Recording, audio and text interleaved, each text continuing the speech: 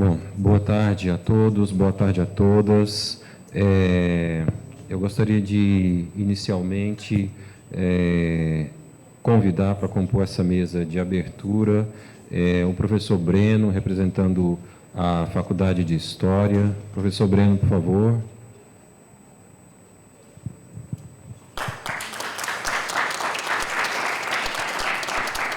O professor Felipe Martins, representando a Pró-Reitoria e a Reitoria da Universidade Federal de Goiás. Professor Felipe, por favor.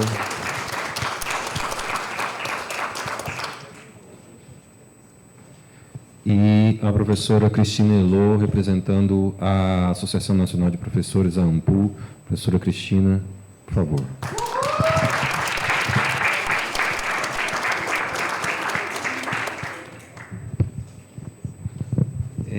Na condição de representante do 11º Colóquio Internacional de Diversidade das Culturas, eu quero saudar os participantes do evento e explicitar a minha satisfação por estar aqui nesse momento, nessa instituição que é minha casa desde muito tempo, realizando esse evento que tem um valor emocional muito grande para mim.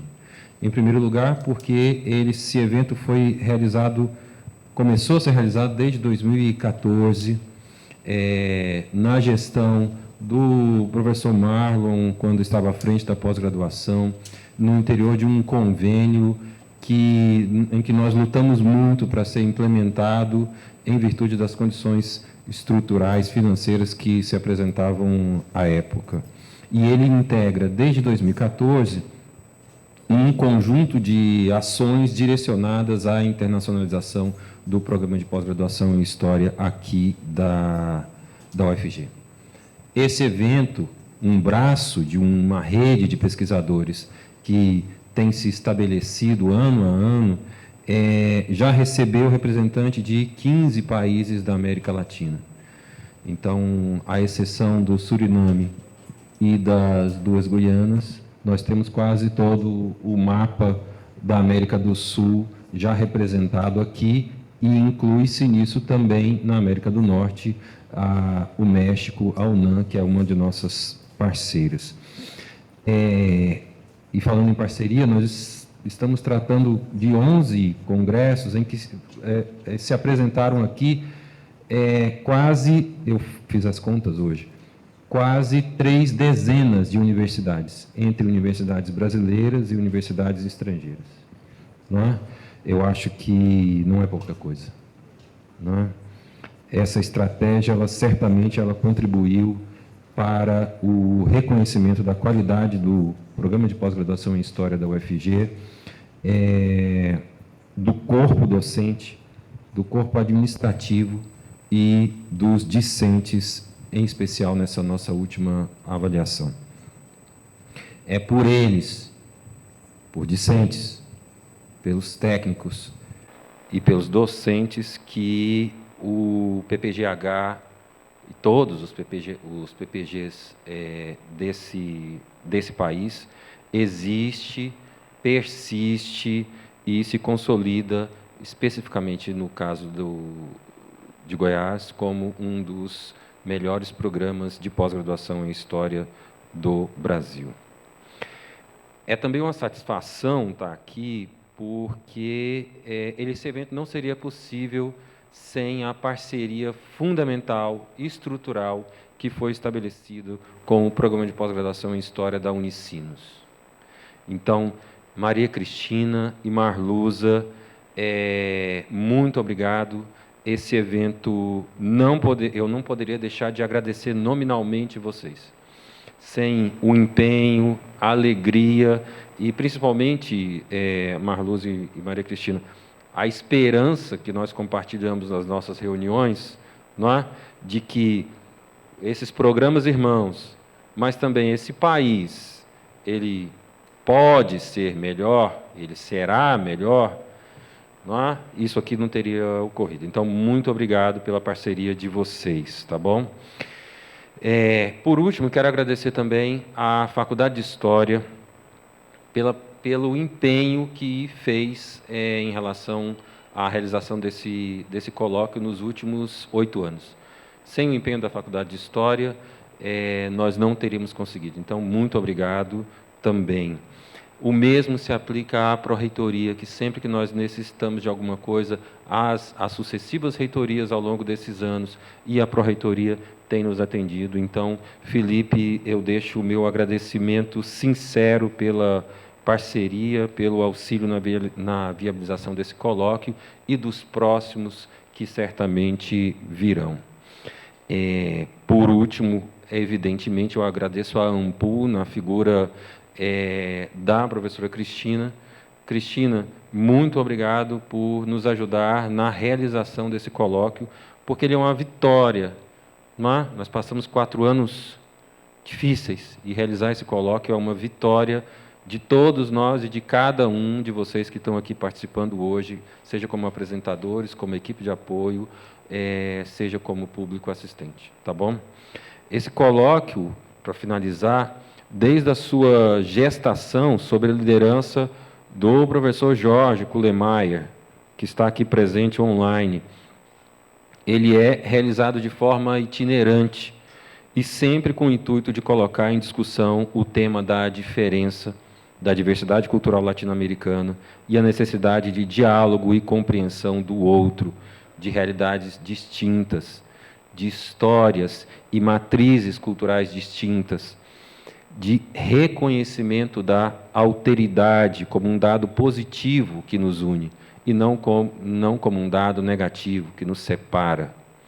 Em nome da comissão organizadora, e aqui eu quero nominalmente, não é, me referir à professora Fabiana, professor Ivan e à professora Renata, em nome da comissão organizadora, eu quero dizer que é com esse espírito, um espírito de esperança renovada, que eu saúdo a todos e desejo uma ótima semana de trabalho para todo mundo. Obrigado.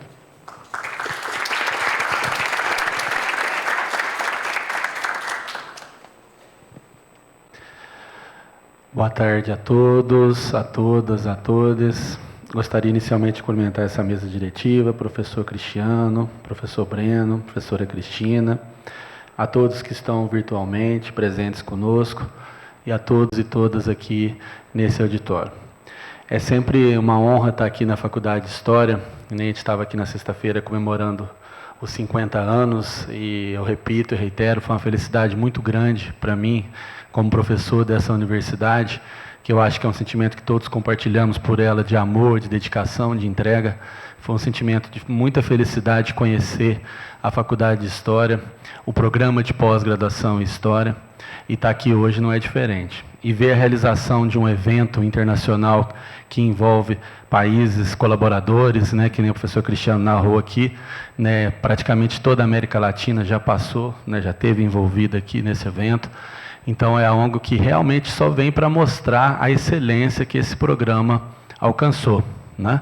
Então, se hoje é um programa de conceito 6, é fruto de trabalho de muitas coordenações anteriores, de muitos docentes, de muitos discentes, de muitos servidores técnicos e administrativos, e essa é uma iniciativa, uma ação que simplesmente mostra, é uma consequência da excelência deste programa. Então, é muita alegria que eu estou aqui presente hoje, me honra muito essa presença, gostaria de agradecer a presença em especial dos palestrantes, dos congressistas estrangeiros que tiraram tempo das suas agendas para estarem conosco, mais uma vez reforçando a importância desse programa de pós-graduação para a história, não só nacional, mas para a história, as pesquisas de história na América Latina. Então, pessoal, continue contando conosco na Pró-Reitoria de Pós-Graduação. Esse evento internacional não é importante apenas para vocês, mas para toda a Universidade Federal de Goiás, que, né, vem expandindo na sua pós-graduação, vem qualificando. Então, a continuidade dessas iniciativas são extremamente valiosas e é com muita alegria, com muita prioridade que eu estou aqui hoje, nesse dia, compartilhando com vocês a abertura dessa mesa. Muito obrigado mesmo por colocar o UFG no cenário internacional da América Latina, e a UFG só tem que agradecer vocês por essas iniciativas e se colocar à disposição para o que continuar sendo necessário. No mais, parabenizo pela organização do colóquio, do evento, e desejo a todos e a todas um excelente evento. Muito obrigado, boa tarde a todos.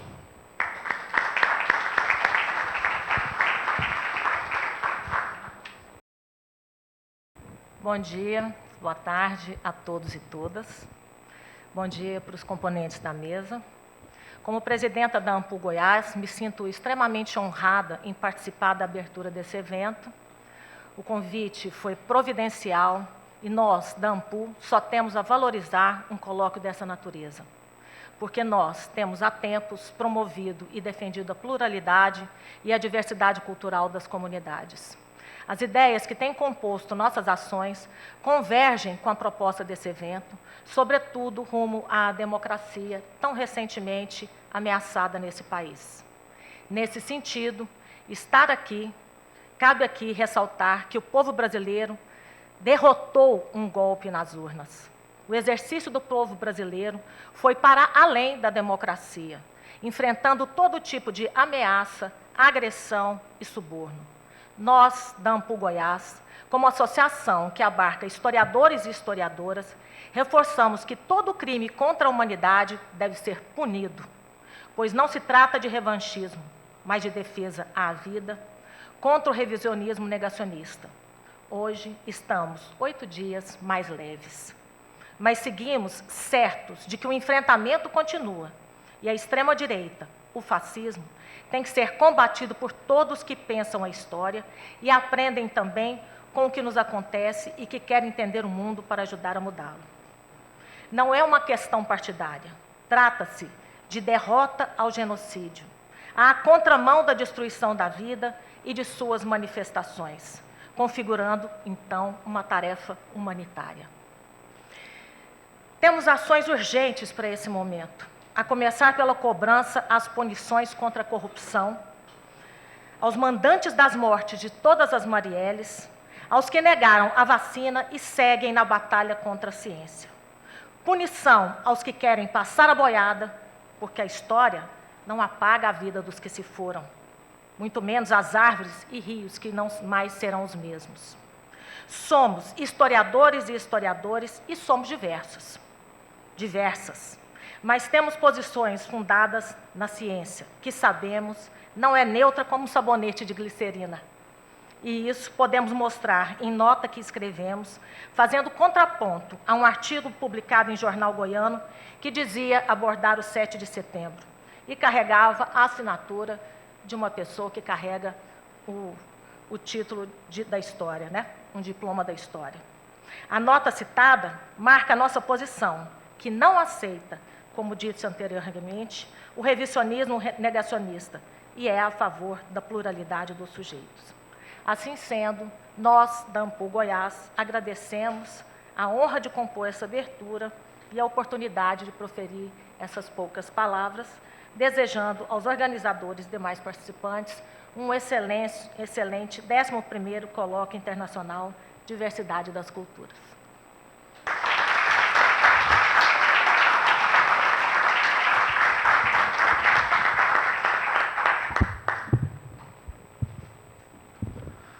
Boa tarde a todos e a todas. Em nome da Faculdade de História e também do diretor da faculdade, Eugênio de Carvalho, gostaria de dar as boas-vindas a todos que estão participando do 11º Colóquio Internacional Diversidade das Culturas. Primeiramente, eu gostaria de parabenizar a comissão organizadora, especialmente os professores Cristiano Arraes e Jorge Kuhlmeier, por mais uma edição desse evento que já faz parte do calendário de eventos da Faculdade de História da Universidade Federal de Goiás. Eu acredito que o evento ele é muito relevante, tem contribuído bastante para a internacionalização do nosso programa de pós-graduação, e que recentemente foi avaliado com nota 6, algo que nos trouxe muita alegria e certamente a internacionalização com a qual o evento contribui foi importante para isso. Eu destaco também a importância política de um evento como esse, que procura fomentar a integração de colegas da América Latina. Eu acredito que, especialmente no momento que nós vivemos, no qual essa integração muitas vezes é condenada politicamente, penso que nós, da universidade, devemos defender essa bandeira. Destaco também a importância simbólica da retomada dos eventos presenciais na universidade. Salvo o melhor juízo, acho que a edição anterior foi online, então acho que essa edição, sendo presencial, ela tem um significado especial de nós retomarmos a universidade em todas as suas esferas, podendo dialogar, receber pessoas de outros lugares do Brasil, de outros lugares do mundo também. Como vocês sabem, nós vivemos momentos difíceis nas políticas públicas educacionais, momentos em que a educação tem sido lembrada em momentos de cortes de gastos. Nesse sentido, eu, assim como o professor Cristiano Arraes, quero me solidarizar especialmente com os nossos colegas da Unicinos, que passaram por momentos delicados nos últimos tempos. E acho que o tom também do evento é de esperança, não é? Vislumbramos um futuro melhor, um futuro no qual as políticas públicas educacionais, nós esperamos, deixarão de ser conhecidas no campo do corte de gastos para voltar a figurar como um investimento importante para o desenvolvimento do país. Quero desejar a todos e a todas um excelente evento, dizer que a direção da faculdade está à disposição de vocês. Queria dar as boas-vindas especialmente para aqueles que não são de Goiânia. Espero que vocês aproveitem bem a cidade. Como eu não sou da cidade, eu posso dizer isso. O povo goiano é muito acolhedor. Eu espero que vocês aproveitem não só o evento, mas também as nossas opções de cultura e de lazer. E desejo um excelente evento a todos. Obrigado, boa tarde.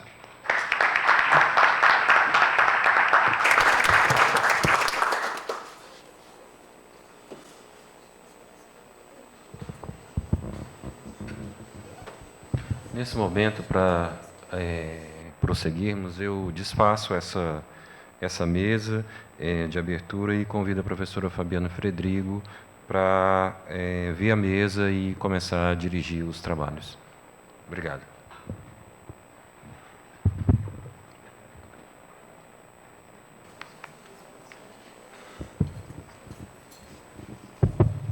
Boa tarde a todos. Bom, eu não vou fazer discurso, eu vou só moderar a mesa e eu acho que o importante a partir de agora é que nós comecemos os nossos trabalhos e tenhamos tempo para debater. Então, imediatamente eu vou compor a mesa, né? Eu vou chamar os colegas e começamos, né? Então, eu quero chamar a minha amiga querida Maria Cristina Bom Martins.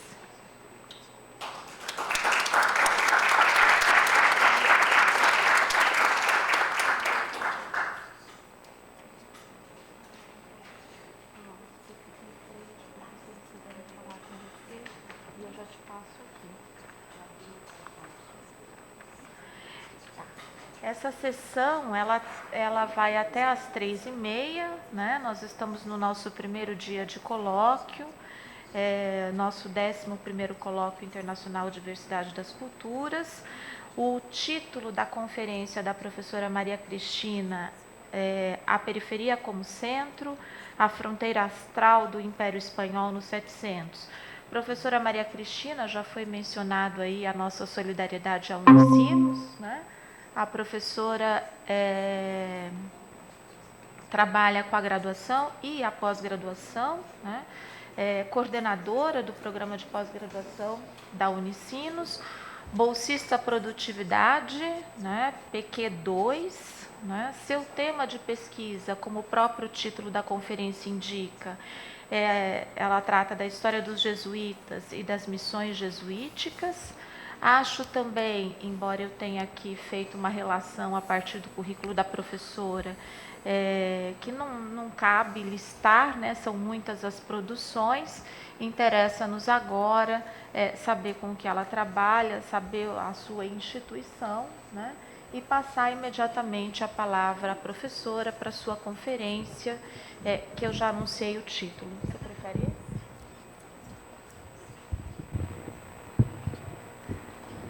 Boa tarde a todos. É muito bom estar aqui com vocês, é muito bom estar entre gente tão bacana e é muito bom estar nesses dias tão felizes que nós começamos a viver, desde que Dona Esperança nos mandou uma saudação, né? 2 domingos atrás. Esperança para todos nós brasileiros, esperança para a minha geração, que acompanhou a restauração da democracia no Brasil, mas esperança especialmente para a geração de vocês, estudantes. Por mais universidade, por mais verba para a educação, por mais respeito à ciência, à pesquisa e àquilo que nós fazemos bem aqui no Brasil. Então, de fato, é muito, muito bom estar aqui por esses dias. E o Cristiano já estava bem otimista e dizia que seria bem assim, que estaríamos ostentando esses sorrisos de alívio e, como disse a minha xará Cristina, de leveza. Então, falando no Cristiano, eu quero aproveitar para, em nome dele, do Ivan, da Renata e da Fabiana, agradecer a toda a Universidade Federal de Goiás pelo convite, né? Convite para participar desse evento, que eu pessoalmente acho assim, muito, muito pertinente. Como a Fabiana disse, eu estudo e leciono História da América há muito tempo, e não são temas que tenham muita interlocução, com quem se tenha muita interlocução, né?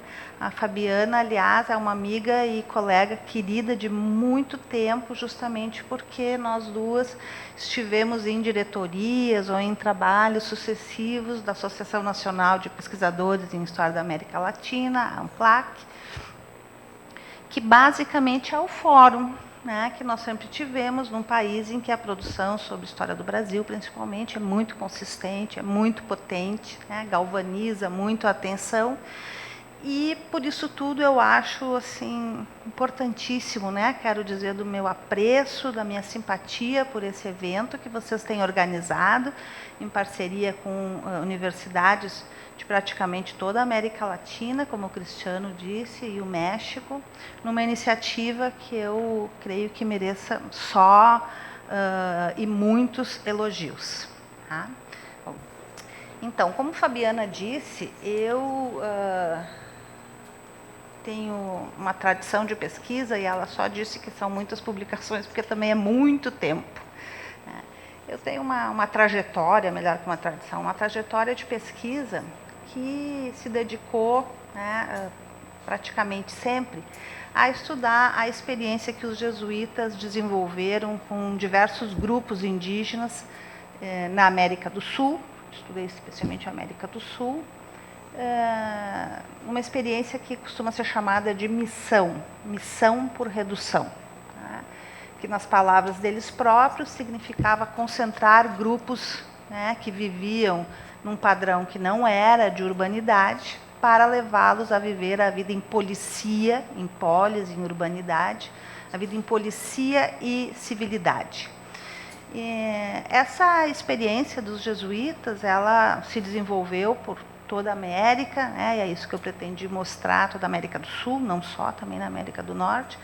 Pretendi colocar para vocês aí nesse primeiro slide, né, dessas missões todas, as mais conhecidas, as mais estudadas, têm sido aquelas que se desenvolveram no território do que hoje é Argentina, Paraguai e Brasil, mas não foram as únicas, né? Elas deixaram um padrão de edificações urbanas, um patrimônio material bastante impressionante, e por isso elas merecem muita atenção, não só dos meios acadêmicos, mas do setor de turismo também, né? Mas não foram as únicas. Os jesuítas tiveram entre diversos grupos indígenas atuando, E essas missões, em boa medida, suas características se desenharam a partir das diferenças das culturas que eles abordaram. Eu digo essa frasezinha fazendo uma aproximação com o tema do evento, né? Ou seja, o que pode explicar as feições adquiridas, né, por essas pequenas cidades, era isso que elas eram, né, pelo que se produziu nelas, inclusive como no caso das missões dos Guaranis, música, literatura, né, artes plásticas, né, se deve ao que cada grupo indígena trazia para essa experiência que eles iniciavam com os jesuítas. Né. E essa interação, então, não isenta de conflitos, é óbvio, né, entre os religiosos e as populações indígenas, produziu, conforme cada circunstância e conforme o tempo, como eu dizia, encontros culturais ricos, né, e muito interessantes de se estudar. Nos últimos 10 anos, mais ou menos, a minha atenção se dirigiu especialmente para 3 pequenas missões, muito menos famosas do que todas essas outras, né, em especial as de Guaranis, e ao mapa elas estão bem ao sul aí, né, elas ficam abaixo de Buenos Aires. Ao lado a imagem é São Miguel das Missões, no Rio Grande do Sul. E o que eu trago aqui para vocês hoje como reflexão não é uma história das missões, mas uma história que toma as missões e a presença dos jesuítas na Buenos Aires colonial para pensar alguns elementos de um processo, eventos do século XVIII que costumam ser chamados de reformas borbônicas, né?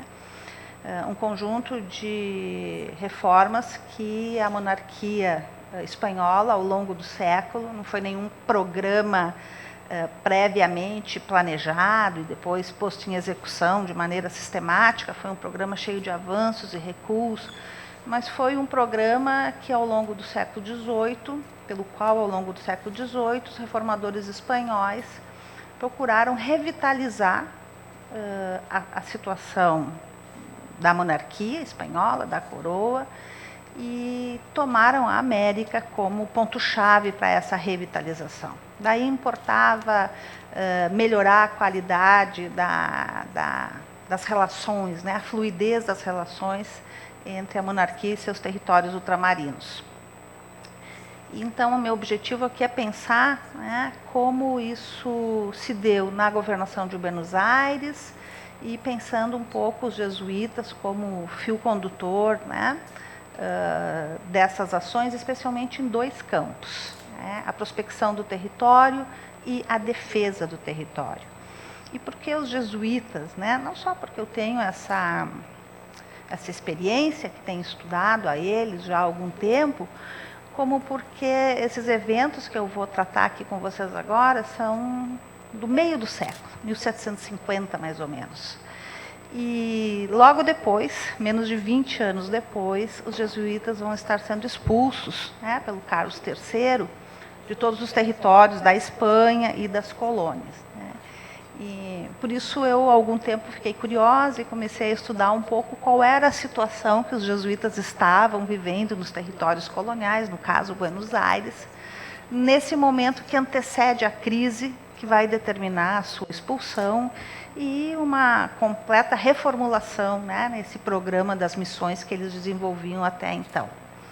Então é mais ou menos isso, assim, né, tomando como foco de análise, né, a governação do Rio da Prata, né, pensar um pouco esse processo.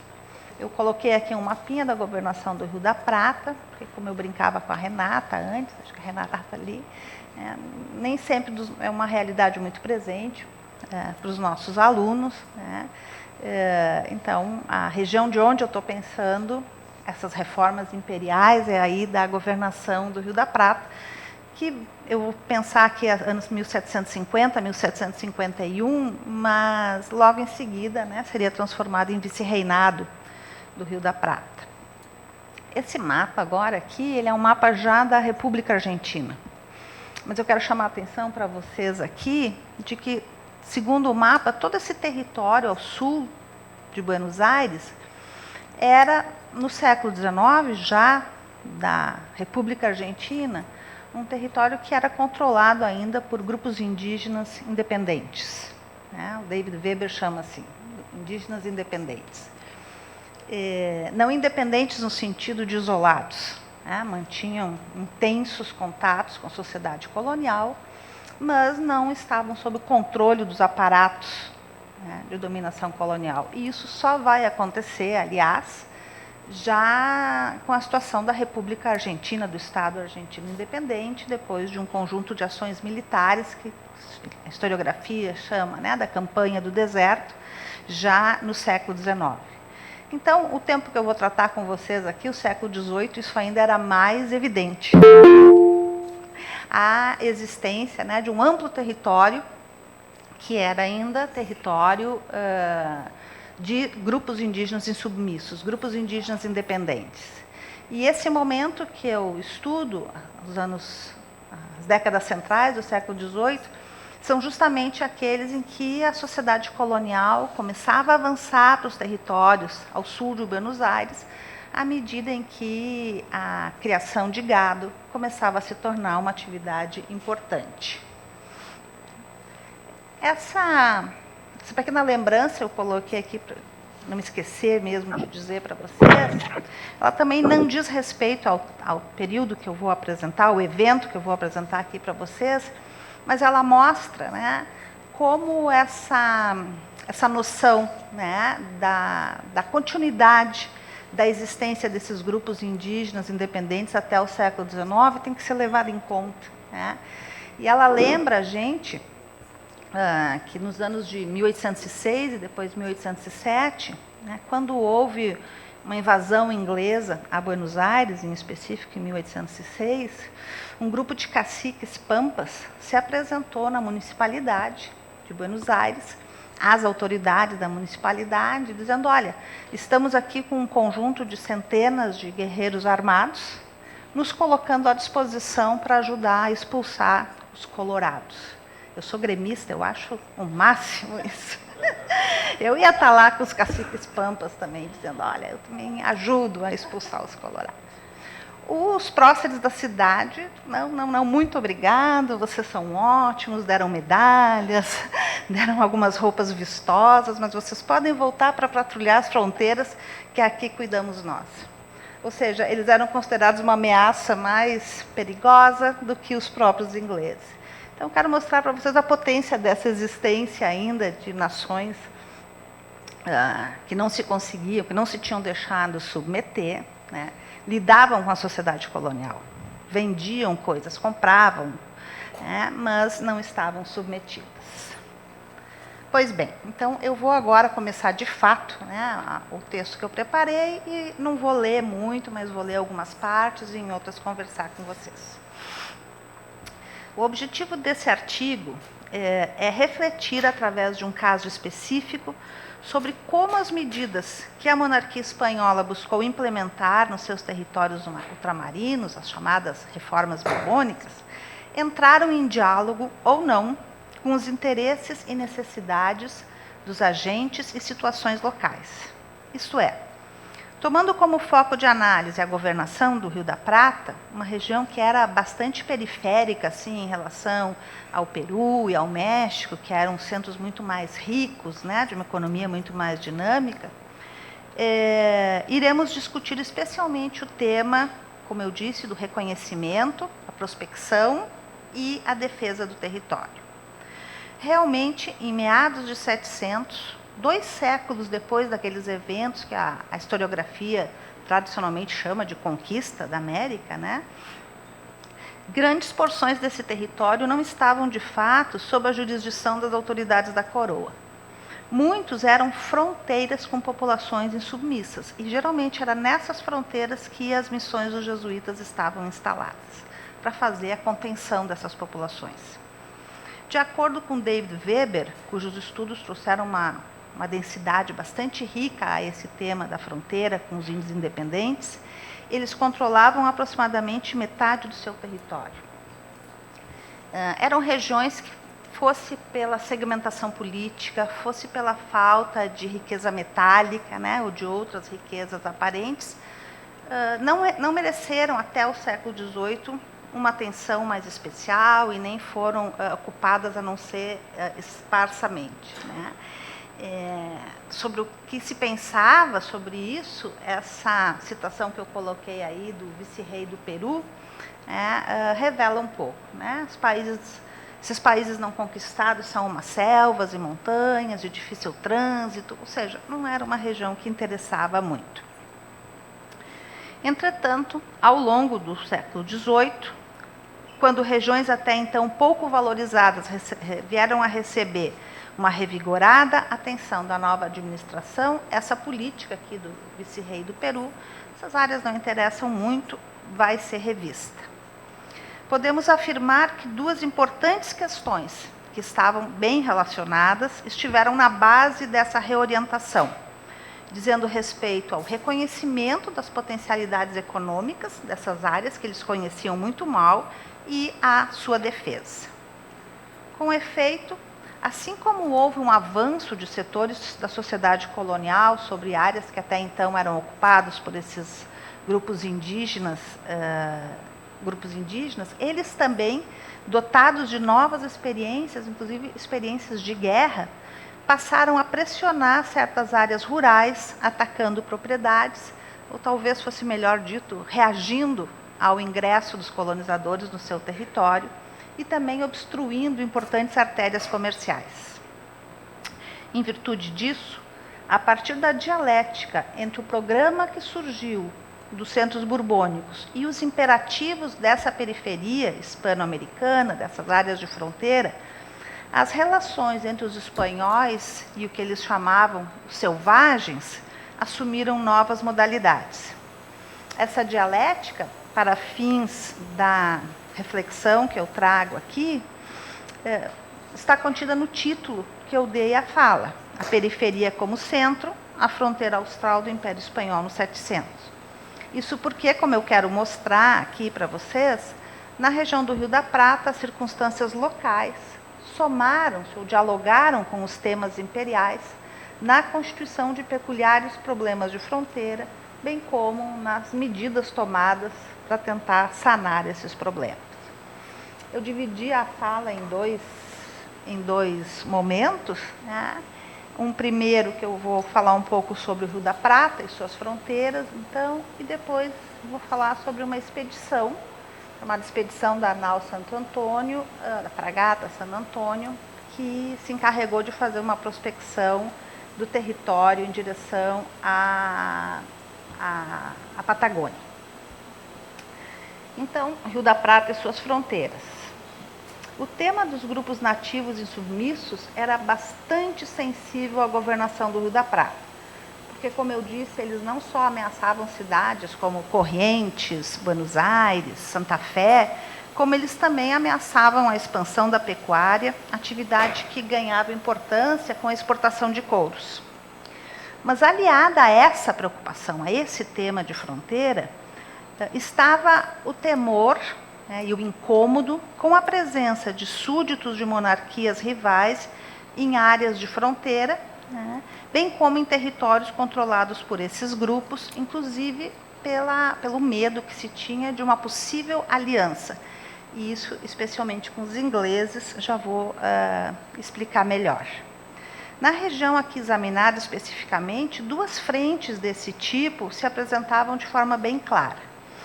Uma delas é a colônia de Sacramento, que está no mapa aí que eu trouxe para vocês, que era uma fundação dos portugueses em 1680, no lado oposto do Rio da Prata, Buenos Aires, exatamente em frente, praticamente em frente de Buenos Aires, na sua margem oriental. Então, cidadela portuguesa erguida no estuário do Rio da Prata em 1680, essa era uma ameaça, e a outra, a pretensa ameaça inglesa de estabelecer uma base na até então pouco conhecida, pouco ocupada, da perspectiva imperial, Terra Magalhânica, né, a região em direção de Buenos Aires ao sul até a Patagônia. Buenos Aires, desde a sua segunda fundação, em 1580, viveu um estado de guerra latente ou aberta, em especial pela presença portuguesa na banda oriental, hoje Uruguai, né, por meio da colônia de Sacramento. Por isso, Nahuel Vassallo chama atenção para a pertinência de, acompanhando a renovação que a historiografia argentina tem feito com bastante intensidade sobre o tema das fronteiras, pensarmos a questão para além dos indígenas infiéis e pensarmos essa questão em diálogo com essas relações não menos complexas, né, das autoridades locais com os portugueses e os ingleses.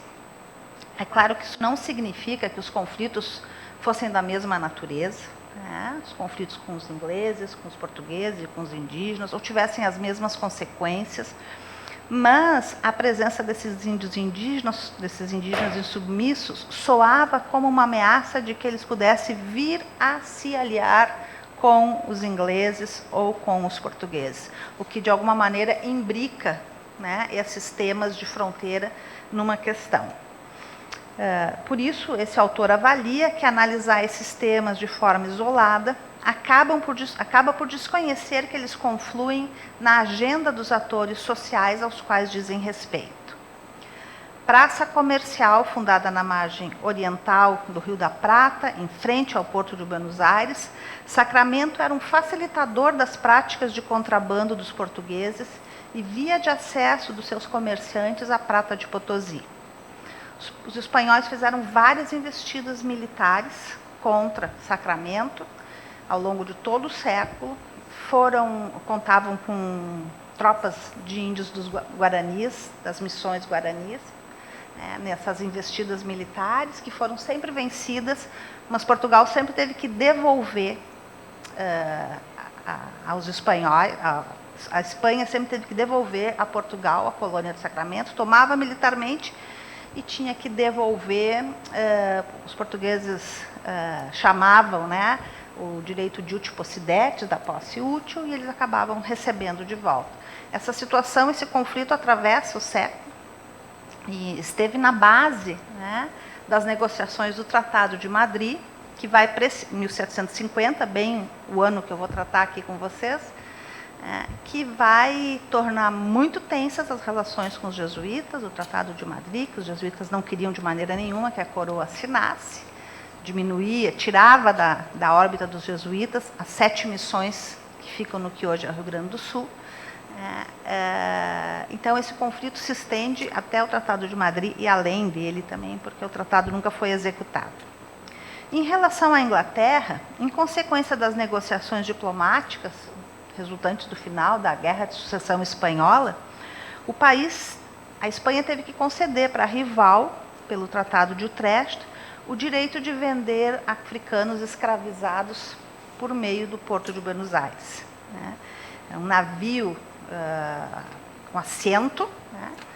A Inglaterra tinha a permissão de minar o monopólio espanhol, introduzir escravos, e também, através do chamado navio de permisso, colocar uma série de outros produtos pelo Porto de Buenos Aires.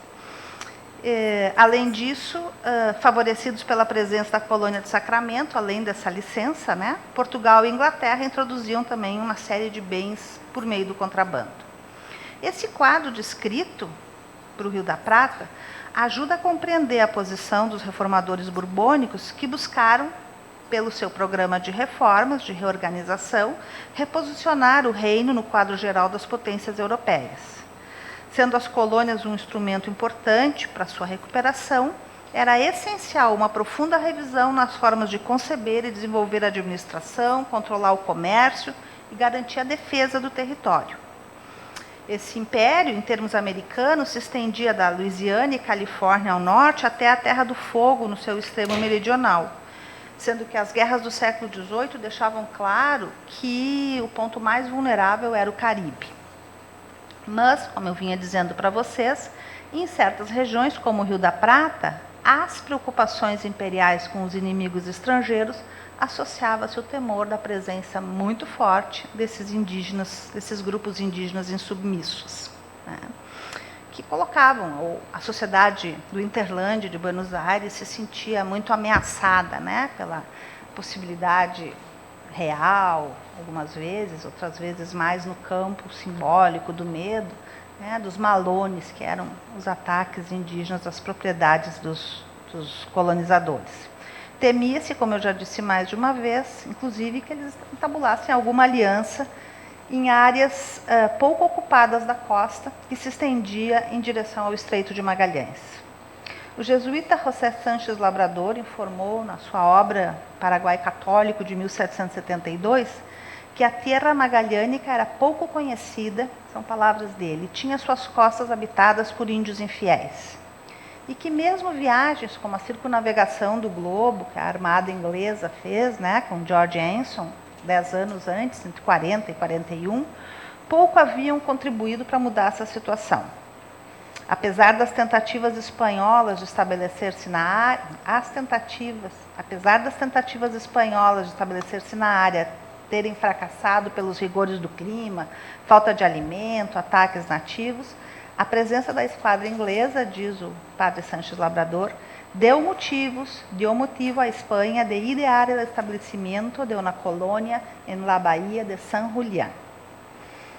A província e governação do Rio da Prata, como mostrei para vocês no mapa, incluía territórios do atual Argentina, Uruguai, Bolívia e Paraguai. Era uma região periférica, sua capital era um reduto menor, com soldados geralmente mal pagos, sendo que a importância que lhe era atribuída pela coroa relacionava-se apenas à proximidade estratégica portuguesa a partir da colônia de Sacramento. Essa situação vai ser dinamizada ao longo dos 700, a partir de um conjunto de fatores locais que se entrelaçam com orientações procedentes da conjuntura europeia. Um outro inglês, o jesuíta Thomas Faulkner, um jesuíta inglês, o que é bem interessante, né, escreveu sobre a fragilidade, a fragilidade do território. Ele disse assim: a gente desses países não são grandes coisas como soldados, e estão tão descontentes com o governo espanhol, com o mau estado dos negócios, com a carestia de todos os produtos, né, e o que é pior, com os impostos exorbitantes, que de bom grado se veriam aliados de qualquer outra nação que os libertasse da opressão a que se acham submetidos. E o país está todo sem defesa, né? Tem mais defesa que uma pouca tropa veterana em Buenos Aires e Montevidéu. E bastaria tomar essas duas praças para que todo o país acabasse submetido numa espécie de passeio militar, porque os próprios crioulos bonaerenses se colocariam ao lado do inimigo, qualquer que fosse, né? Ou seja, é nesse cenário que se apresenta a política e a ação borbônica de tentar reconhecer, ocupar e controlar melhor esses territórios ao sul de Buenos Aires. Por outro lado, também a presença dos grupos indígenas não submetidos estimulou o governo de Buenos Aires a abrir, junto com os jesuítas, uma nova área de missão, que eles chamaram de Missão Austral. Essa missão jesuítica, chamada Nossa Senhora da Puríssima Concepção dos Índios Pampas, ela se localizou a 150 quilômetros de Buenos Aires, na margem ocidental do Rio Salado, e foi a primeira ocupação branca, né, colonial, nesses territórios indígenas que os próprios moradores de Buenos Aires chamavam de terra adentro, né? Fronteira mesmo com o mundo indígena. Paralelamente, como um desdobramento da atenção necessária às fronteiras coloniais, eles começaram a projetar uma viagem marítima de exploração que saísse de Buenos Aires e se dirigisse até o Estreito de Magalhães. Essa expedição se faz em resposta a aludida viagem do George Anson, na década de 40, a partir da qual o Mar do Sul se abriu para a competição entre as potências imperiais europeias. Coloquei um mapinha aí para vocês observarem, né? Região do Estreito de Magalhães, que se tornava cada vez mais importante para essa navegação. O intento de produzir conhecimento náutico e cartográfico era particularmente relevante no que se relacionava à passagem interoceânica ligando o Atlântico ao Pacífico. Embora a maior parte dos esforços do Império nesse sentido tenham ocorrido na segunda metade do século, quando se deram diferentes expedições para determinar qual seria a melhor passagem interoceânica e conseguir assim mapear uma rota que fosse segura e que fosse eficaz para a navegação comercial e militar, ainda em 1750 deu-se uma primeira viagem marítima de exploração da costa patagônica, que ficou conhecida como a viagem da fragata San Antônio. A expedição em questão aliava o desejo de prospectar o litoral, avaliando as condições de sua defesa e verificar a possibilidade de dar continuidade a essa missão austral dos jesuítas, instalando povoados aí.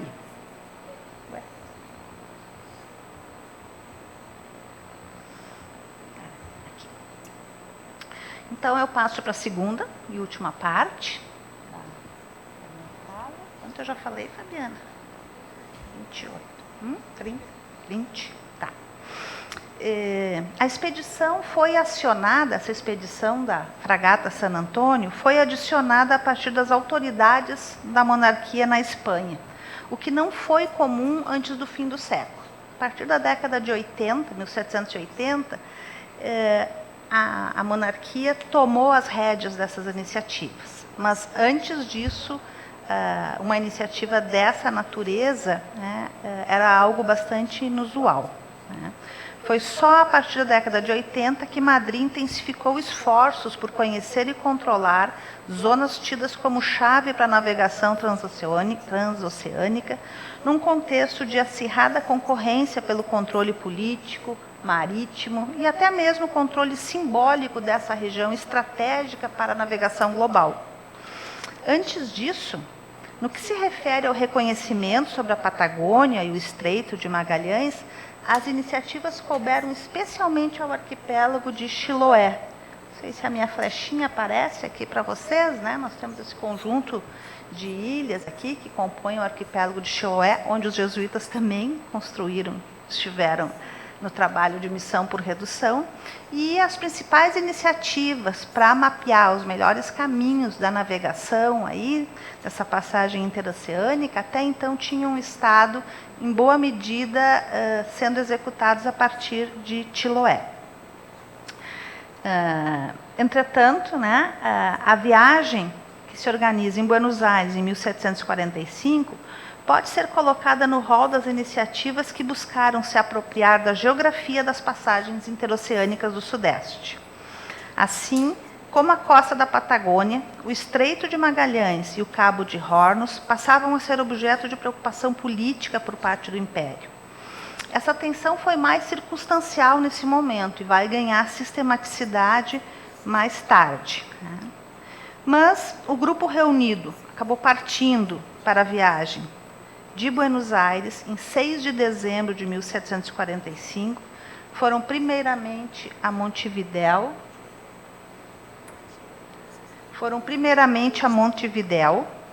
onde recolheram um contingente de 25 soldados, que foram embarcados também.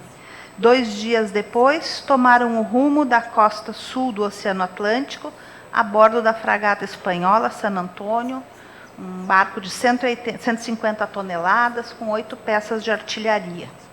Eram 80 homens embarcados, e entre eles estavam 3 jesuítas. Os padres Matias Strobel e José Cardiel, que são meus velhos amigos, porque são missionários com bastante experiência, né? Estavam há muitos anos no Novo Mundo e tinham bastante experiência de missão, então convivo com eles, estão sempre nos documentos que eu leio. E um terceiro, padre José Quiroga, que veio da Europa nesse ano, especialmente para essa viagem. O que recomendou Quiroga foi o seu renome como cartógrafo, né, qualificando para participar do empreendimento de reconhecimento da costa patagônica. Como parte da organização da viagem, o governo espanhol despendeu bastante recursos, inclusive 300 moedas portuguesas, para aquisição de instrumentos, aspas, instrumentos de matemática que por el acuerdo del Consejo se me insinuou se hicesse trazer da Inglaterra por via de Lisboa para o padre José Quiroga. Essa é a lista dos instrumentos que o padre José Quiroga mandou vir da Inglaterra, então, para acompanhá-lo, né, na expedição, na exploração que se iria fazer. A experiência em navegação e matemática de Quiroga seria uma contribuição ao trabalho de prospecção de locais em que fosse possível assentar pontos de escala para a frota espanhola navegar pelo Cabo de Hornos. Era parte dos objetivos do grupo também verificar a presença de navios estrangeiros, especialmente ingleses, e ainda onde se poderiam instalar postos de vigilância para a segurança da costa. Os preparativos da viagem na capital da governação foram registrados em diversos documentos, né? Documentos que estão no Arquivo das Índias, mas há cópias deles no Museu Etnográfico Romaria Ambrosetti, da Universidade de Buenos Aires, e há também uma série de diários, né? Vários participantes da viagem realizaram diários, alguns deles estão já publicados, né? Através dos quais se pode acompanhar a viagem. Os diários são bastante áridos, né? Eles não são muito prolixos, tem muitos dados sobre a navegação, muitos dados sobre a medição do território, sobre as correntes, né? Nem sempre eles trazem todas as informações que a gente quer, às vezes são bem lacônicos. Como dissemos, a atenção das autoridades espanholas foi especialmente acionada a partir da presença da Armada inglesa no Pacífico Sul espanhol. Esse evento estimulou a compreensão sobre a importância estratégica da rota interoceânica, além de deixar evidente para as autoridades que medidas de proteção ali eram imperativas. Ao lado disso, considerou-se necessário estabelecer contato com as populações indígenas locais, antecipando-se aos ingleses. Por isso, como disse, a expedição também buscaria pontos em que pudessem ser estabelecidos pueblos de índios, né, que dessem continuidade à missão austral iniciada com os jesuítas lá em Concepción de los Pampas. Assim, a busca por grupos, porventura localizados durante a viagem, e a verificação das condições de estabelecer reduções, explica a presença de Strobel e Cardiel no grupo. Certamente, além disso, os 3 religiosos também se ocuparam dos ofícios religiosos, né, que a nós são muito singulares, né, mas, enfim, eles procuraram controlar o ambiente, né? Soldados, marinheiros, evitar comportamentos desregrados, conduzir orações, né? Então, esse também era um papel que eles cumpriam. A exploração chegou até a região do Rio Gagegos, ao sul da Baía de San Julián, nas cercanias dessa última, onde eles realizaram atividades de prospecção e reconhecimento entre fevereiro e março. Tinham saído no fim de dezembro. Acabaram concluindo sobre a completa impropriedade da área, que tinha terra estéril, era carente de madeira e de água potável. Seguiram então para o norte, ao longo da costa, reconhecendo o Golfo de San Jorge e as baías de San Gregório e Camarones. Antes disso, eles se detiveram na região do Cabo Blanco e Puerto Deseado, que pareceu ser o local mais propício, né, porque ele tinha uma entrada estreita e que seria fácil de fortificar. No entanto, as condições, né, de clima, vegetação, falta de água, mostravam que não seria possível construir uma povoação ali. Padre Quiroga diz do Puerto Deseado: o que se pode dizer desse porto é que, como porto, se pode contar como um dos melhores do mundo. Oxalá correspondesse a isso a terra, que é árida e falta todo o necessário para uma povoação. Não há árvores que possam servir para madeira, apenas se acha alguma pouca lenha para os fornos e para cozinhar. Não há terreno bom para sementeiras, né? É muito salitroso, né? E há muito pouca água doce. Tendo vistoriado os 3 portos, que eles julgavam que podiam abrigar o que eles queriam construir, eles concluíram que o projeto não seria exequível. Portos são muito poucos. Somente Porto Desejado, em San Julián, e na Baía de San Gregório se acha abrigo para os navios. Em Porto Desejado há uma fonte em caso de necessidade. Todo o restante da costa está seco e árido, não se vê uma árvore, nem para fazer lenha. Também a busca por indígenas, que era o segundo ponto, né, não trouxe os resultados esperados. De fato, enquanto Quiroga, Olivares e Centeno realizavam trabalhos de reconhecimento das costas, Cardiel, com uma escolta de soldados, fazia jornadas pelo interior, muitas vezes seguindo trilhas, ele chama sendas indígenas. Mas apesar dele ter feito diversas incursões em diversas áreas, pouquíssimas indicações da presença esporádica dos indígenas se localizaram ao longo de toda a viagem. Em Porto Desejado encontraram uma ponta de flecha de pedra, uma boleadeira e uma pilha de pedras cobrindo ossos já antigos.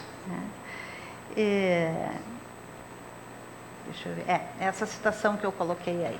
Esse foi o primeiro encontro, e que mostrou para eles, de toda maneira, que a ideia de que a costa era habitada por gigantes, uma coisa que vinha desde lá do Pigafetta, o nome dos Patagônios, para os habitantes da Patagônia, porque teriam pés muito grandes, não se confirmaria.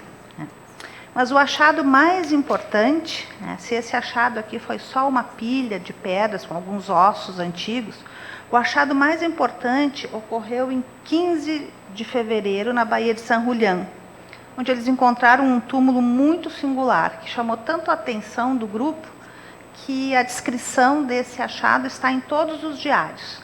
Há uns 8 diários, em todos eles está essa descrição, em que eles dizem que encontraram, então, esse túmulo, já estou me aproximando do fim, Fabiana, encontraram, então, esse túmulo, uma tenda com bandeiras coloridas em cima, esses cavalos estavam mortos, empalados, e 3 corpos, de um homem e de 2 mulheres, que tinham atavios, estavam enfeitados, tinham adornos de metal, tinha ponchos, tinha tecidos bonitos, e que levou um importante historiador argentino, falecido não faz muito tempo, o professor Raul Mandrini, a estudar bem detidamente esse sepultamento e a propor que fosse uma prática de suté, que é uma prática de enterramento das esposas e que serviu a ele para pensar a questão da complexidade política,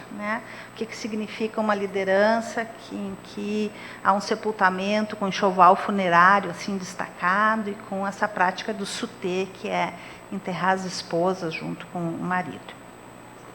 Mas foram esses praticamente os 2 achados, de uma presença circunstancial para enterramento. Eles não encontraram nenhum acampamento, nenhuma tolderia, como eles chamavam o indígena. Em seu diário, José Quiroga concluiu: toda a costa parece deserta, não há índios em parte alguma perto do mar, desde o Cabo de San Antônio até o Cabo das Virgens, porque sendo a terra dessa costa tão pouco frutífera, não tem os índios com o que manter-se. E se em alguma parte os houvesse, alguns navegadores teriam visto fogos ou fumaça, quando se aproximavam da costa. Portanto, parece que os índios vivem terra dentro, mais próximos da Cordilheira dos Andes. Com isso, considerou-se que, assim como não havia área para instalar os portos ou os postos de vigilância que a monarquia desejava, uma colônia de espanhóis, também a região não era apropriada para os jesuítas estabelecerem reduções. Faltavam, inclusive, condições básicas, como água, pasto, madeira, terra arável. Diante disso, embora o grupo levasse víveres para 6 meses, começava a se aproximar, um tempo mais frio, era maio, e a água começava a escassear, eles deviam permanecer viajando até o começo de julho, eles voltaram, perdão, era abril, não era maio, e a nau, a fragata, atracou de volta no porto de Buenos Aires em 4 de abril de 1476. Padre José Cardiel diz que voltaram desconsolados, né? E as palavras são dele, né? Voltamos desconsolados. Prosseguimos na volta, registrando outras localidades, e tudo achamos deserto e estéril. Com isso, voltamos a Buenos Aires depois de 4 meses de penosa e perigosa navegação. Bom, aonde eu queria chegar com essas reflexões. Sabemos que ao longo dos séculos 17 e 18, ainda sobre a dinastia dos Áustria, a coroa espanhola apoiou-se no trabalho dos jesuítas, de outros missionários também, né? Mas dos jesuítas, pelo que me interessa aqui, para controlar populações indígenas, submetendo-as pelo Evangelho, era uma expressão que se usava. Sabemos também que os reformadores borbônicos tiveram uma orientação mais laicista, né? E, inclusive, em relação aos jesuítas, acabaram com a expulsão, interrompendo os trabalhos que eles faziam nesse sentido. Houve uma mudança, uma reorientação, né? Nesse artigo analisamos como, contudo, no caso do Rio da Prata, a política de atenção às fronteiras, bastante central para os reformadores ilustrados, acionou entre os anos 40 e 50 do século XVIII, quando os Bourbon levavam adiante essa política laicista, né, e a sintonia com as ordens religiosas, especialmente os jesuítas, já não era mais tão clara. Apesar disso, os reformadores borbônicos acionaram os padres da companhia para lidar com o que consideravam ameaças ao território, a rivalidade inglesa nos mares do sul e os índios submissos. A missão austral projetada pelos religiosos do Colégio de Buenos Aires pretendia dar continuidade ao trabalho de redução pelo Evangelho que eles conduziam em várias áreas de fronteira do Império Espanhol. Teve uma duração curta, sucumbiu no início da década de 50, imersa na desconfiança dos agentes locais, bem como da crise que a assinatura do Tratado de Madrid e a guerra com os guaranis vai trazer para as relações dos jesuítas com as autoridades da coroa. O que eu quis aqui foi analisar a relação, entre as preocupações imperiais e os interesses locais, a partir da observação de algumas iniciativas levadas a efeito na governação de Buenos Aires nos anos centrais do 18. Essa atenção às circunstâncias locais permite compreender de que forma se manifestam nesse plano as interações entre os atores sociais, a interação entre os jesuítas, bem como as determinações do poder real nos diferentes territórios da monarquia espanhola. Quis evidenciar justamente as possibilidades abertas por essa reflexão, fazendo-a de forma a lançar luz sobre a confluência de questões particulares da sociedade bonairense, à luz dos problemas mais amplos postos pelo conjunto das ações da monarquia borbônica no sentido de revitalização do império. E ainda, tomando como fio condutor de análise, observar a participação dos jesuítas do Colégio de Buenos Aires nessa cena, eles que seriam expulsos em 1767, ou seja, 16 anos depois. Muito obrigada pela atenção de vocês.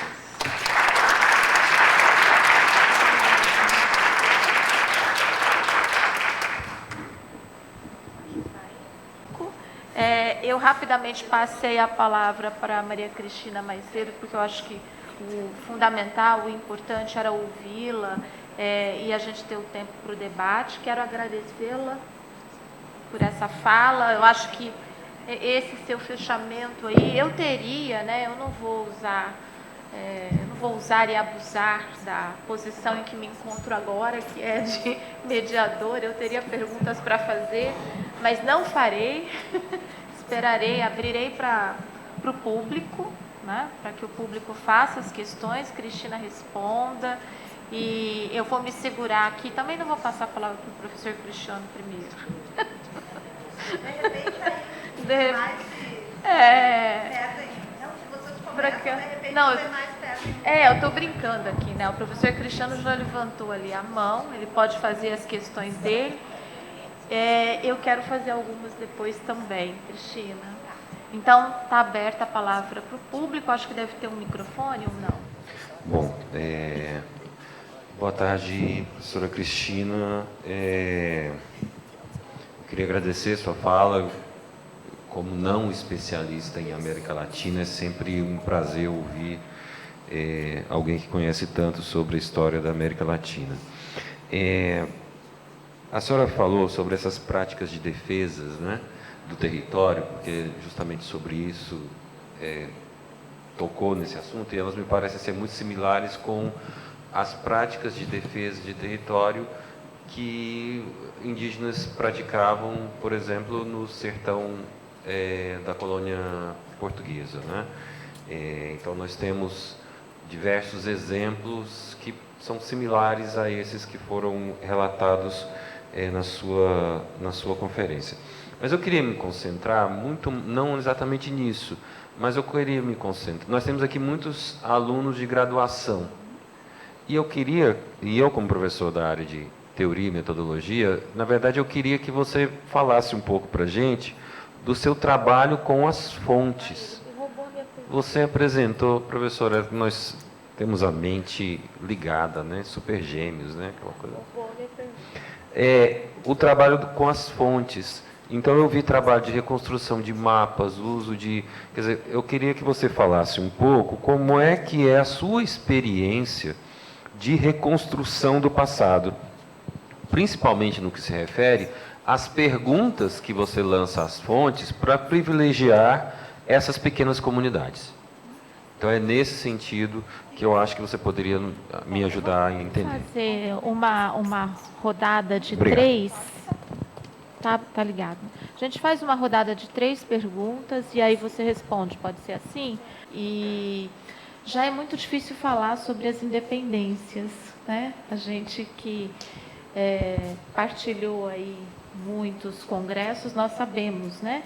E falar, inclusive, em sala de aula. O que dirá, então, né, dessa ambiência colonial? E nós sempre imaginamos a coroa muito poderosa, né?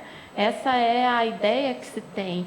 E quando comparamos com o Brasil, isso ainda fica muito mais difícil de se imaginar. Então, você trouxe um texto em que você falou sobre muita coisa, e esse final aí foi uma síntese maravilhosa, né? Você trata de indígenas insubmissos, reformas borbônicas, né? Mostrando exatamente, e eu acho que a Renata também vai ter uma pergunta a fazer, né? Em que medida as reformas exigem também um conhecimento e um acordo, e, por fim, essa questão da governança. Então, eu acho que desses 3 elementos, o Cristiano te perguntou das fontes, né? E ele já apontou a diversidade que você já apresentou aqui no que a gente viu, né? Porque o seu texto está pronto, né? E aí as fontes, você não teve tempo para falar delas. Mas, para além dessa diversidade, eu queria saber dessa diversidade em relação a esses 3 importantes temas que estão tão vinculados, né, a essa nova historiografia que vai mostrando para a gente, né, como é que essas ambiências, como é que esses lugares, esses locos, eles precisam, né, a governança e o poder, eles precisam de um acordo muito maior do que até então a historiografia tradicional imaginava. Fiquei, então, muito curiosa. Os diários de viagem a gente até imagina, né? Mas, para além dos diários de viagem, a expressão desses jesuítas, né? Esses 2, pessoalmente, que você cita e com os quais você trabalha há muito tempo. Então, pensei exatamente a mesma coisa que o Cristiano, mas a partir desses 3 elementos, mostrando que quando a gente trata, né, da história das Américas, seja na colônia ou nas independências, a gente sempre está falando de algo que é muito diferente, que sempre causa estranhamento, especialmente se a gente for pensar nessa comparação com o Brasil. Alguém mais? A gente vai fazer uma rodada de 3. Ivan. Oi. Professora Cristina, muito obrigado. Eu que agradeço. Sua conferência foi ótima, gostei muito.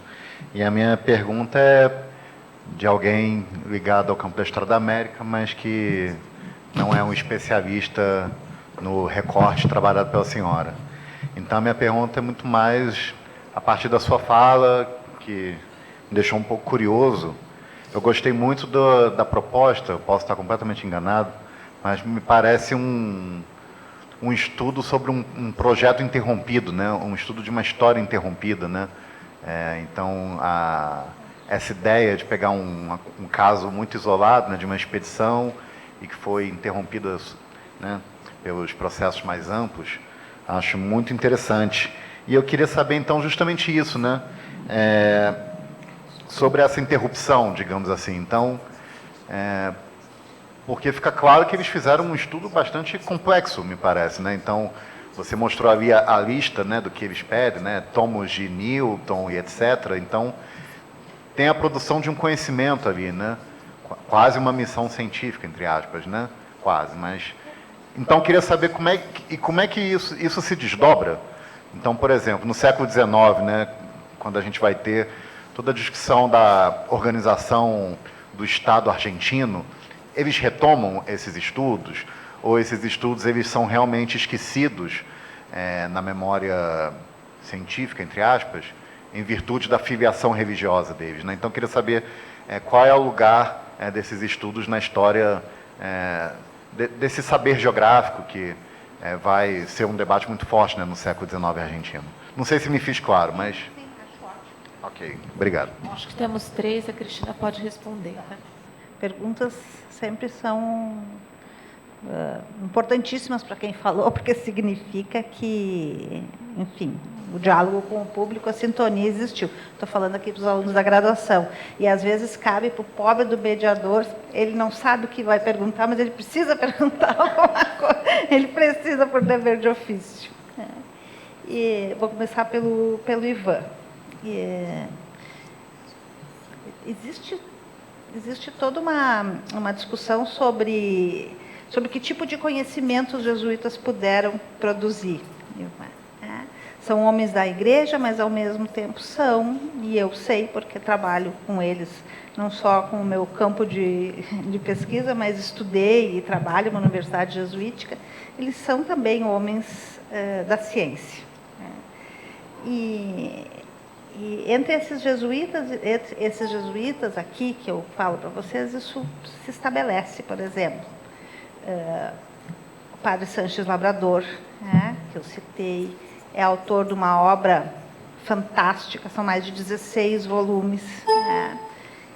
O padre Thomas Faulkner, esse inglês, que fez um dos primeiros mapas de reconhecimento da Patagônia. Eles se interessavam muito por prospectar.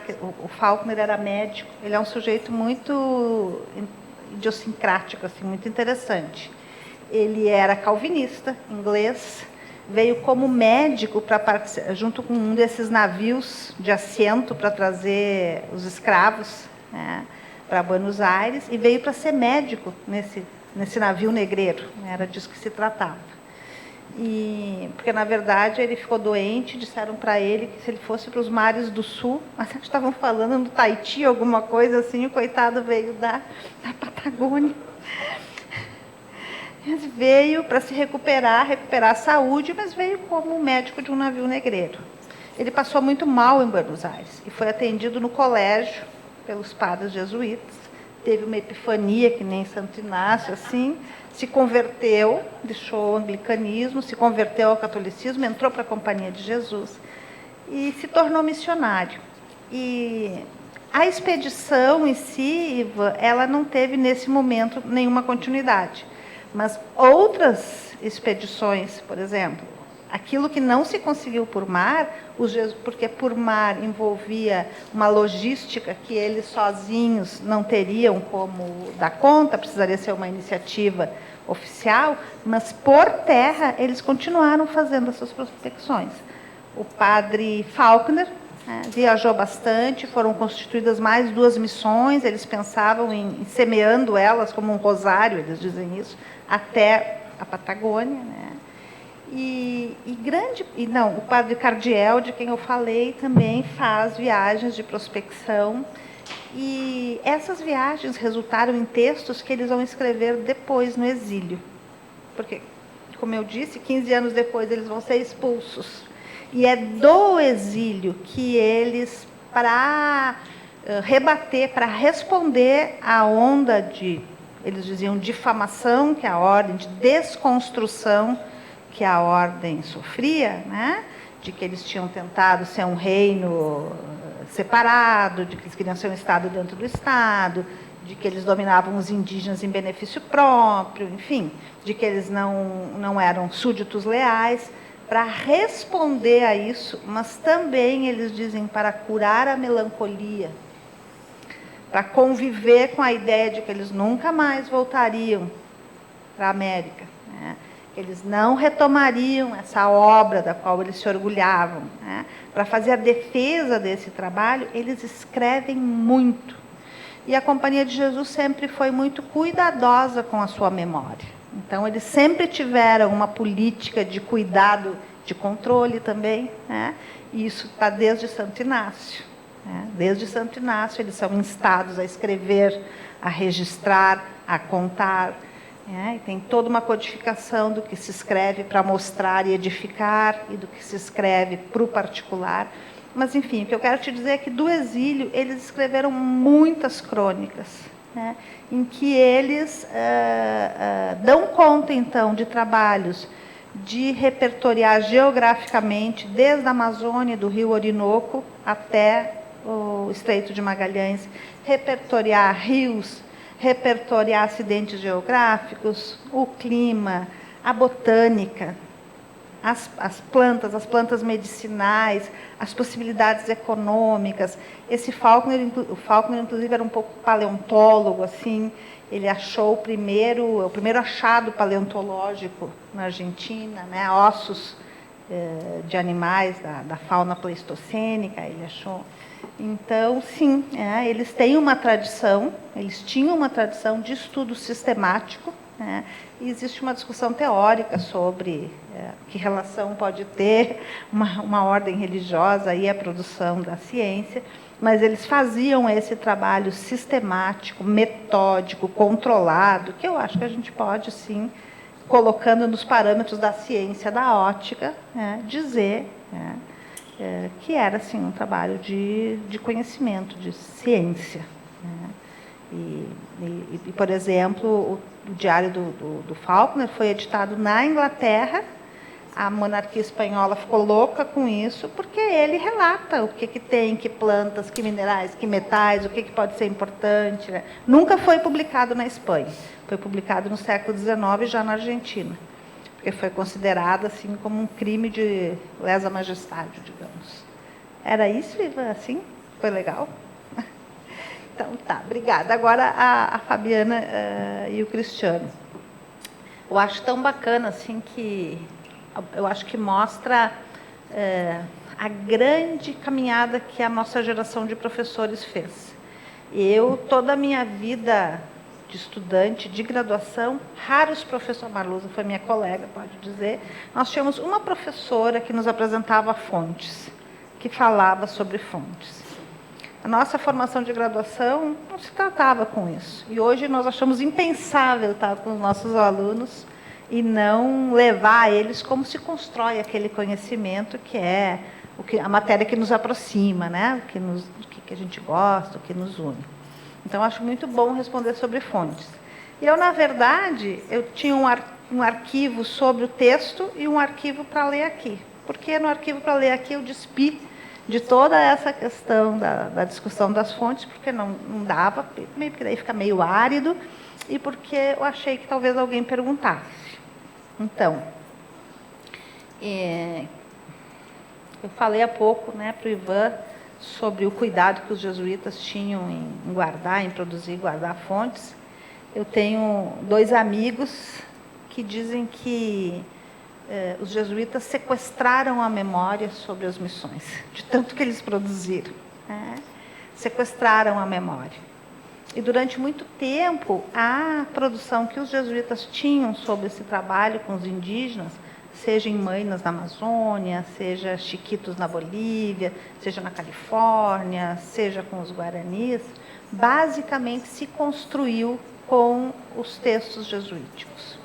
Havia muito pouca interferência de textos que não fossem esses textos jesuíticos. E, mais grave, não só trabalhar só com essa memória interna, trabalhar de maneira pouco crítica essa memória interna. Então, apenas referendando o trabalho inesgotável, abnegado dos jesuítas nessas selvas, né, com esses indígenas primitivos. Né. Bom, essa documentação jesuítica ela continua sendo inescapável, porque ela é ampla, né, porque ela é basicamente o que se oferece aos pesquisadores. Ela está composta de cartas, principalmente as chamadas cartas anuas, que são as cartas que eram elaboradas em todas as missões, com alguma periodicidade, enviadas para o provincial, que fazia um grande relatório com elas e enviava em 3 vias para a Europa. Essas cartas são cartas edificantes, cartas para edificação, cartas para angariar boa vontade com a obra dos jesuítas, cartas para prestar contas, mas há também outras cartas chamadas irruelas, que são as cartas destinadas ao consumo interno, não são de edificação. Ali estão as brigas, ali estão os mal-entendidos, ali estão as reclamações, ali estão as ações que não se quer, as quais não se quer dar tanta publicidade. Né? E há também, é claro, material civil, expedientes da monarquia, do governador, do cabildo. Né? Nesse trabalho aqui, eu usei especialmente as crônicas e os diários, das quais eu falei, não só de jesuítas, usei do padre Cardiel, usei do padre Quiroga, usei o Faulkner, mas também usei de civis. Os 2 pilotos e o comandante do navio também deixaram diários, então eu trabalhei com 7 diários. Estou fazendo um texto maior, em que ali está isso discutido, e que eu quero publicar, então aqui para vocês foi um extrato. Então eu cruzei, e esse cuidado, então, para os alunos, né, de não ter um olhar, né, tão interno, de submeter a tua documentação a um outro inquérito, né, a uma outra observação, teu tema, né, perdão, tua questão, a tua pergunta, né, a uma outra luz, né, lançar não só a luz, não só que vem da documentação de como os jesuítas descrevem essa missão, a missão astral, mas o que as autoridades civis, ou no caso aqui, o que esses outros que repertoriaram esses diários, isso é um cuidado primordial. Né? E eu acho que é isso que permite a refutação, que é o princípio principal, né? A refutação das nossas hipóteses para testar se elas estão funcionando ou não, que eu acho que é o cuidado primordial. Tá? Mas então, trabalhar com jesuítas significa ter uma quantidade imensa de documentação, mas também significa trabalhar com uma tradição muito consolidada de louvação, de elogio, de autoelogio, né? E com a refutação que os jesuítas fazem às críticas que eles recebem. Então, saber fazer justamente esse tipo de inquérito a essas fontes, situá-las nesses campos em confronto, é o que eu considero que é o essencial para o tema em que eu trabalho. Muito bom.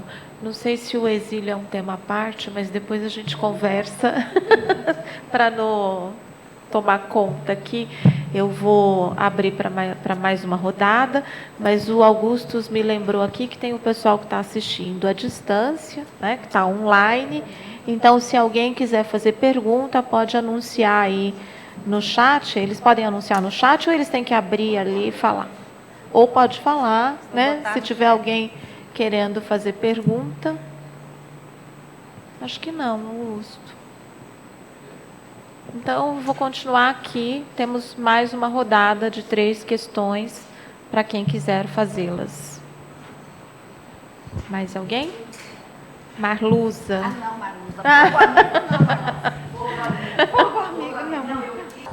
Bom, então, né, eu tenho uma longa trajetória com a Maria Cristina, né, de curso, pós-graduação, colega, né, mas não estudo esse tema nem nada. Mas esse semestre me caiu História do Rio Grande do Sul no colo, tá?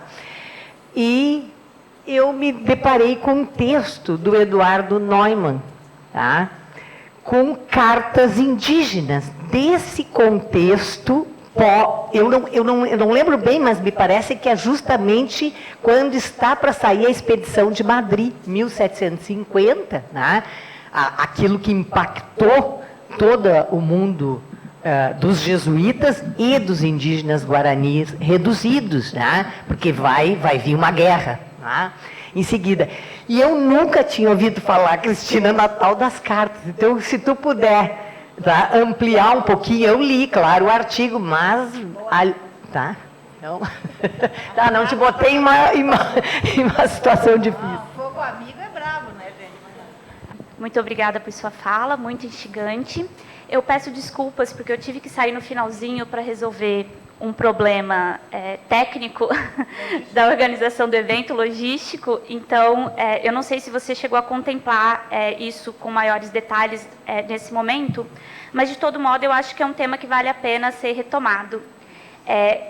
Quando a gente trabalha com o século XVIII, seja no âmbito do Império Espanhol ou do Império Português, uma questão fundamental, que é muito clássica, mas que ainda, a meu ver, não foi superada, né? Então, por isso é importante revisitá-la sempre, se refere um pouco até que ponto o reformismo borbônico e o reformismo pombalino são marcos ou não, e até em que sentido, em que medida eles teriam provocado transformações muito profundas do ponto de vista das práticas governativas.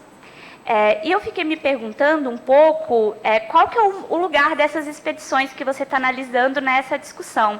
É claro que são expedições dos jesuítas e que têm uma série de particularidades, mas também é um pouco incontornável pensar, né, até que ponto elas se associam um pouco com o que você respondia para o Ivan, com essa prática tradicional, né, jesuítica, mas também até que ponto elas também não estão aí se associando a esses novos paradigmas de governo, ao próprio cameralismo, à ciência da polícia, ou seja, né, como pensar essas expedições no âmbito propriamente do reformismo. Né, se você pudesse aprofundar um pouco. Temos espaço para mais uma questão. Tem mais alguém?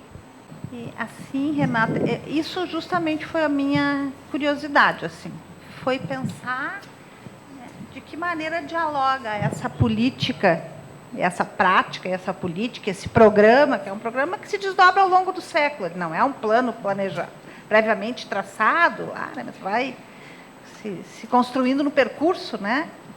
De que maneira ele dialogava com as situações locais. Porque a gente, aí fala como professora de História da América, não como pesquisadora, a gente estuda, lê, acompanha, né, os limites dessas ideias reformistas, as reações locais, né, os interesses locais que não colaboram. Então, justamente o que eu quis ver é se podia estar em diálogo, quer dizer, não pensar esse plano traçado lá no reino e aplicado ipsis literis, fechado. Então, eu queria ver de que maneira esses agentes que são de dimensões, ocupando espaços diferentes, podiam estar colaborando em algum momento, né, um interesse comum. E num momento assim que é fugaz, porque 17 anos depois eles estão sendo expulsos, mas naquele momento esses dois campos, que são campos que estão se friccionando, como a Marluza disse, né, na década de 50, isso vai ficar mais explícito, estavam interessados num conjunto de ações que confluía. E os jesuítas continuaram fazendo, mesmo depois que a navegação, que a expedição essa naufragou no sentido que não deu resultado, né? Eles não realizaram mais nenhuma outra assim, mas eles continuaram levando adiante o trabalho em missões, em trabalhos de exploração terrestre, né? Mas era justamente isso, era pensar esse reformismo borbônico não como esse projeto arquitetado para qualquer espaço, mas com a necessidade de entrar em diálogo com os interesses locais. Para as sociedades locais, o medo dessa incômodo com esses índios submissos, né? O interesse em que os jesuítas, enfim, fizessem com eles o trabalho que tinham feito junto a outros, e que, como eu comecei dizendo aqui, essas missões elas só podem ser entendidas, pensadas a partir dos grupos indígenas aos quais elas se dirigem. Então, por exemplo, toda a experiência que os jesuítas tinham, aqui nessas missões não funcionou. Esses indígenas dessa missão austral se mostraram absolutamente não colaborativos. Os jesuítas não conseguiram com eles os resultados, né, a estabilizar povoados, assentar povoados estabilizados, né, não deu certo. Porque era uma outra realidade. Falando de diversidade cultural, eram grupos muito atomizados, muito segmentados, lideranças políticas muito segmentadas. Os jesuítas nem conseguiram entender bem aquele universo de segmentação política, né? E não funcionou. Era isso, Renata? Era isso, mas também um pouco no sentido de que até que ponto essas próprias expedições estavam conversando com esses novos paradigmas de informação, de conhecimento, ou se associavam mais propriamente a essa tradição mesmo jesuítica? Não. Eu creio que depois, por exemplo, os trabalhos do padre Faulkner, aí sim, foi um trabalho encomendado por autoridades inglesas, né? Por um articulista inglês, e aí no sentido de fato dar visibilidade, enfim, né? Aí sim com mais... inclusive tem uma grande discussão sobre qual de fato é a autoria dessa descrição da Patagônia do padre Faulkner. O quanto esse editor, na verdade, trabalhou esse material. O quanto porque não fala nada sobre o trabalho evangélico catequético. É só descrição da geografia, da natureza, dos rios, das plantas, dos animais, dos indígenas. Não tem uma palavra sobre catequese. Então, inclusive, tem uma discussão sobre até que ponto... É um texto bem diferente, não tem nada da tradição jesuítica nele. Então, tem inclusive uma... Eu até tenho um artigo em que eu analiso um pouco isso, né? Qual é... O que distancia aí o autor e o editor, até que ponto a edição interfere nesse texto. A outra pergunta, a da Marluza. Bem rapidinho. Eduardo Neumann estava autografando, está acontecendo a Feira do Livro em Porto Alegre, um evento tradicional, nosso em novembro. Eduardo Neumann estava autografando. Devia ter feito alusão a isso na pergunta do Cristiano e da Fabiana. Letras de Índios é o nome da tese dele. As missões jesuíticas tinham imprensa, né? Publicaram livros, né? Mas sempre se disse que a educação que os jesuítas davam para os índios era uma educação instrumental. Havia educação, né? Especialmente para os filhos dos caciques, dos cabildantes, mas que eles eram muito mais copistas, né? Eles copiavam. E o Eduardo descobriu conjuntos muito grandes de textos. Esses, particularmente, que tu fala, são conjuntos de cartas no âmbito da guerra guaranítica. Então, são bilhetes combinando estratégia de guerra, dizendo aonde vão estar os inimigos, por onde vêm os exércitos. São uma apropriação. O Eduardo evidencia de que maneira os indígenas se apropriam daquilo que devia ser um dispositivo de submissão deles a colonização, e usam isso em seu benefício, e que são letrados, e que escrevem com autonomia, com autoridade, com autoria. É um livro belíssimo, chama-se Letra de Índios, mas ele tem vários artigos publicados também. Muito, muito, muito bacana sobre como os indígenas podem se apropriar desses dispositivos de poder colonial e transformar e submeter isso em favor dos seus interesses. Estamos atrasadíssimos. Nós nos perdemos aqui no tempo. Vocês me desculpem, eu comecei meio atordoada, né? Mas em minha defesa eu quero dizer que a abertura também não está prevista aqui nesse cronograma, por isso que nós nos atrasamos. Vamos agora para o intervalo, um café, e voltamos e saímos do século XVIII para o século XX. Obrigada, tá bom? a vocês, Obrigada. Obrigada ao pessoal. Obrigada, Cristina. Obrigada, pessoal aí.